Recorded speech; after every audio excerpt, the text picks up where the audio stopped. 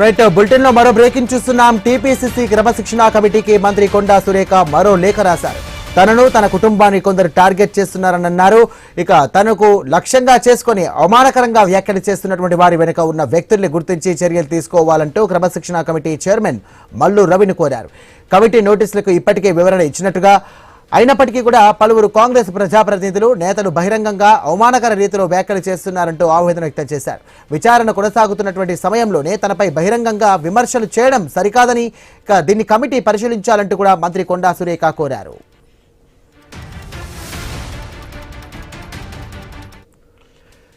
Right, ఇక TPCC క్రమశిక్షణ కమిటీకి మంత్రి కొండా సురేఖ మరో లేఖ రాశారు. తనను తన కుటుంబాన్ని కూడా కొందరు టార్గెట్ చేస్తున్నారని, తనను లక్ష్యంగా చేసుకుని అవమానకరంగా వ్యాఖ్యలు చేస్తున్నారంటూ కూడా ఆమె ఆవేదన వ్యక్తం చేశారు. ఇక ఎవరైతే ఇలాంటి వ్యాఖ్యలు చేస్తున్నారో వారి వెనుక ఎవరున్నారో గుర్తించి వారిపైన చర్యలు తీసుకోవాలంటూ ఇటు క్రమశిక్షణ కమిటీ చైర్మన్ మల్లు రవికి ఇప్పటికే లేఖ రాశారు. ఇక బహిరంగంగా అవమానకర రీతిలో వ్యాఖ్యలు చేస్తున్నారంటూ ఆమె తీవ్ర స్థాయిలో కూడా ఆవేదన వ్యక్తం చేశారు.